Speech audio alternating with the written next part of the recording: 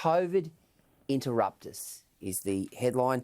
And I think it sort of encapsulates the year, or certainly the last 12 months we've had, Caleb.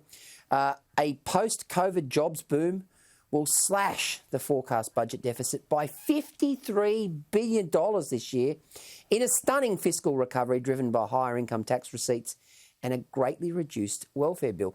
The windfall gains, booked in just 8 months since the height of the state lockdowns, will help fund the single largest investment by the Commonwealth in essential services, with the budget poised to inject an extra $2.3 billion into the mental health system for suicide prevention and urgently needed crisis services. Now, I tell you what, Caleb, over the course of the past 12 months, we've seen some extraordinary stories come out of the post-COVID funk, if you like. And I think the area that this country really needs to concentrate going forward is that mental health issue. Because while many people have been fortunate to get JobKeeper, JobSeeker, and a raft of concessions that have helped them through this, there are many out there that haven't, and their mental health has suffered.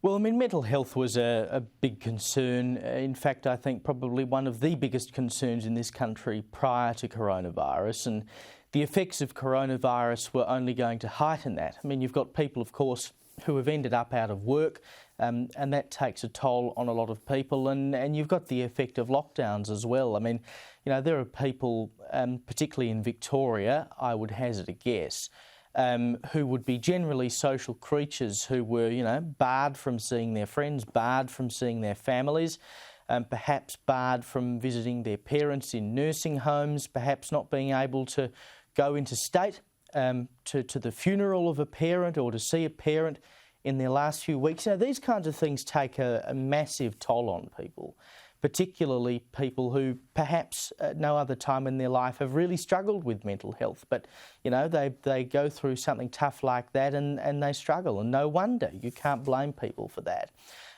And we've spent a lot of time over the last year or more now thinking almost exclusively about physical health.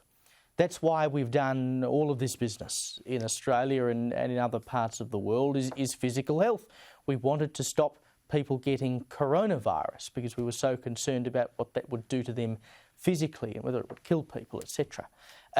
But we also have to take into account, and I know I've said this before, the mental health effects of what we've done with coronavirus. You know, we have, I'm not going to call it an epidemic, but we have a serious problem with mental health in this country. And we know it exists. We've known that it exists for a long time, but it doesn't seem to be given the same weight or the same concern as is given to physical health. You know, I mean, just look at the response of the last year as an example. You know, we locked people in their own homes. We did things that in any other circumstance would be considered entirely inhumane for the purpose purely of preserving physical health. And I don't know that you would generally find any government that would go that far to protect mental health. So any money, any extra money that can be invested in mental health is a good thing. You hope that it results in better outcomes. You know, there are people in this country who are crying out for help and just can't get it because the services don't exist or they're overworked.